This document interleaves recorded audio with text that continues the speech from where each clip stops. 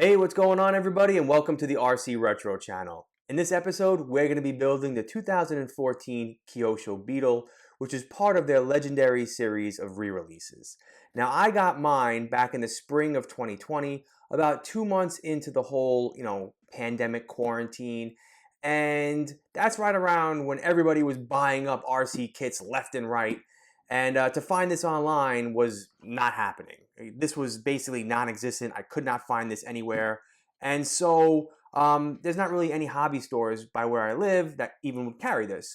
So then I started to call a whole bunch of hobby stores up and down the East Coast of the United States. And luckily, I found one place right in New Jersey, one state over from me, that had one left and was willing to ship it to me. The bad news was, when it was shipped to me, I had to thank FedEx for crushing the box, and not really a big deal, but since I had to go through and kind of like inventory everything just to make sure everything was intact, I figured I might as well just do an unboxing video. So if you follow my channel, you probably remember that. And unfortunately, I did not build this. It kind of got pushed off to the side. Other projects superseded it, and then the warm weather came around and got heavily involved in racing and our race night videos. And so, 1 year later, here we are. Spring is approaching. The warm weather is right around the corner. And I thought it'd be a perfect opportunity to build this so I could have some fun with it and get it out on the Port Royal Raceway. So with that, let's get it open, see what we have inside, and then we're going to go do a time-lapse build of this.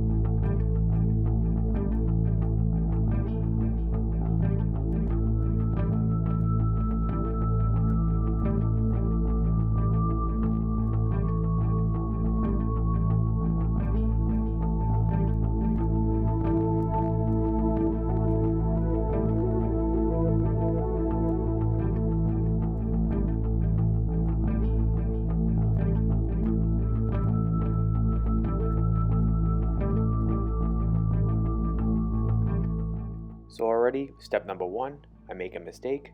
I put the shock towers on backwards and don't even realize it until later on in the build. Good job, Ari. Great way to get the build started.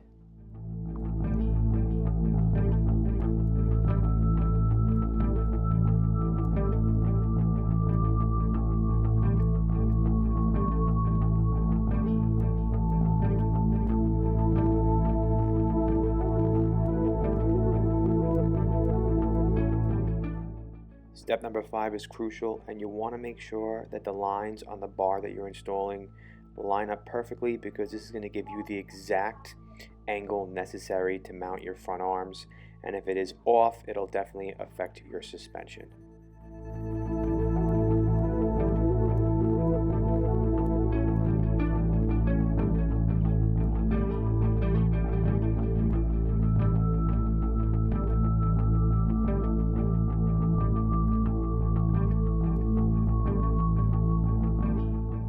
Step 6, you're putting the gearbox together, which is rather simple considering that it comes pre-assembled with the differential also. So all you got to do is put the diff and some bearings into the gearbox, seal it up, and you are good to go.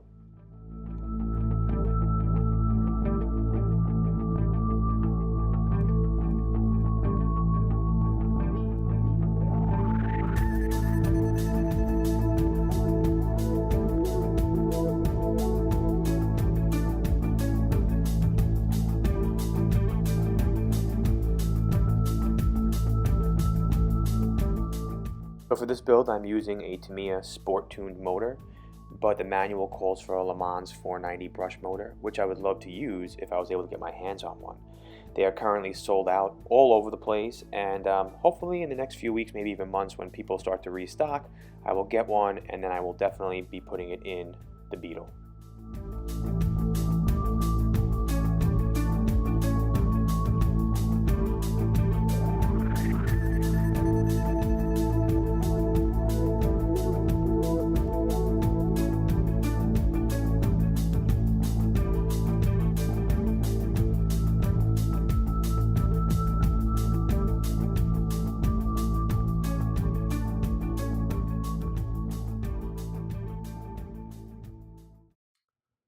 All right, and we are now up to step 11, which is bag C. And in this step, you're going to be taking apart the shocks and putting in the shock oil. Now, obviously the shocks come pre-built, which is a nice touch in addition to the pre-built gearbox. Again, great quality with all of the Kyosho re-release kits, but it is an extremely nice touch when stuff comes pre-built already.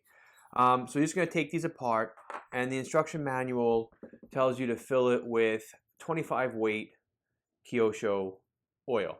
Now, what I find interesting is with all the Tamiya kits, for the most part, they give you their standard soft oil. But now this is my third Kyosho re-release kit that I'm building, and the Beetle has 25 weight oil. The 17.5 weight oil was for the Ultima re-release, and then the Optima, the Javelin, which is, I want to say, a heavier RC buggy than both of them, comes with shock weight oil 7.5 weight. And in one of my previous videos when I was building the Javelin, that's something I addressed, and it seems to work. I just find it kind of interesting how there's a big difference from one four-wheel drive buggy with 7.5 weight oil all the way up to a two-wheel drive buggy that they're telling you to run 25 weight oil. I don't know. Also in the manual, and I could have sworn I saw this somewhere on one of the other RC channels, I think you have to change the pistons. I'm not sure what is in the small front shock, but there's like a little caution sign pointing to the piston with one little hole in it. So I have to open this up to see what's in here, but I think you might have to swap those out. All right, well, let's carry on with the build.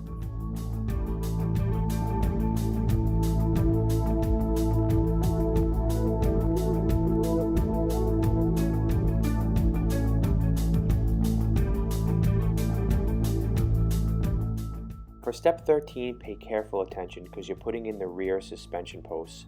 You want to make sure the larger one is on the outside and the smaller one is on the inside.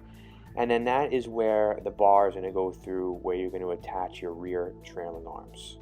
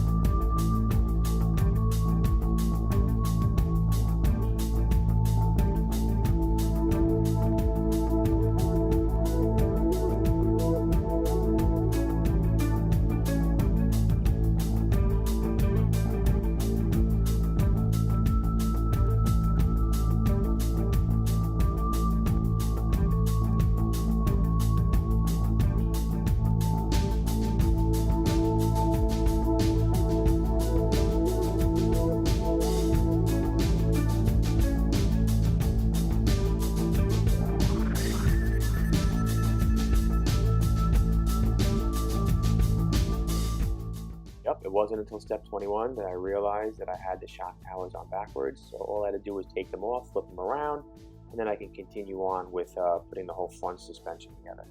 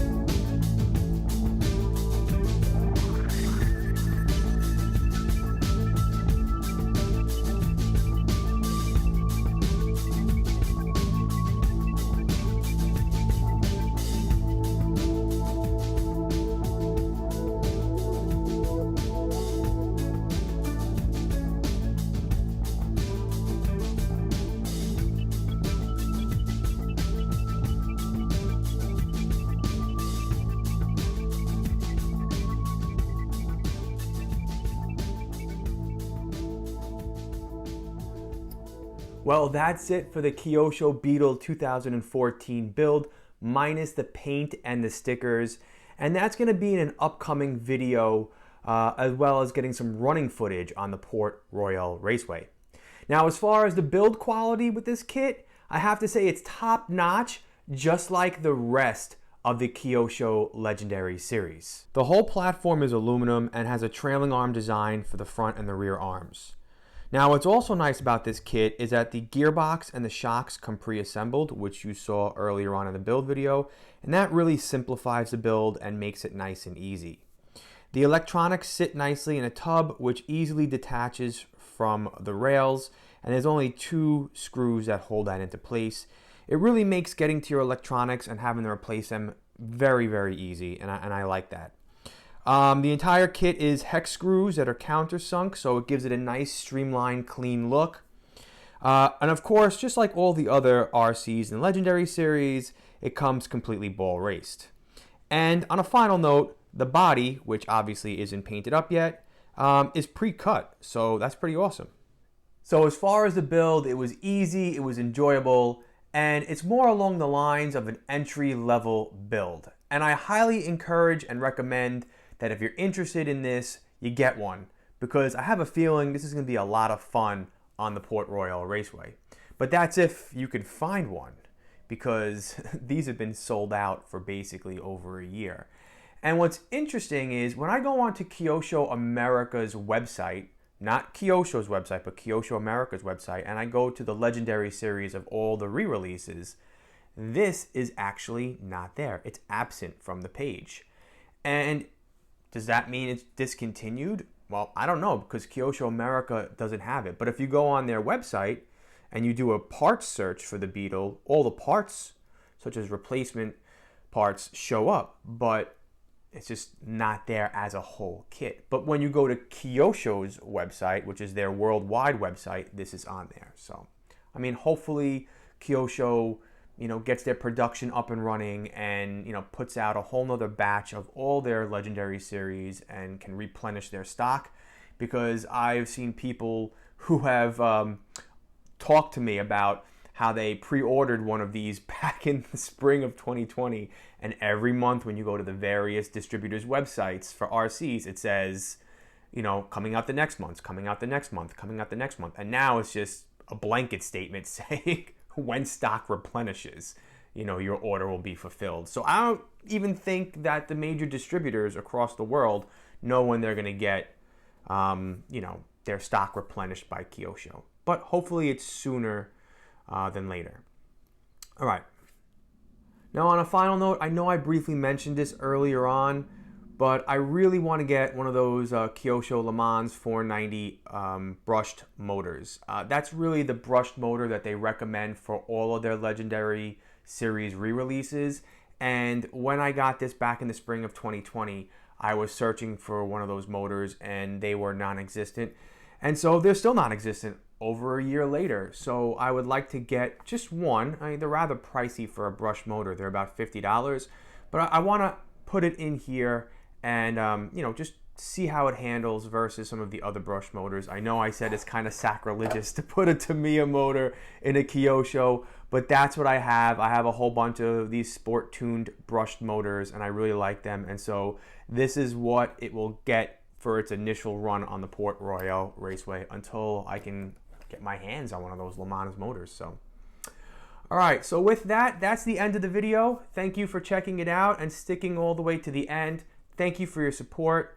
Please hit the subscribe button, hit the like button, and of course, I will see you all in my next video. Take care.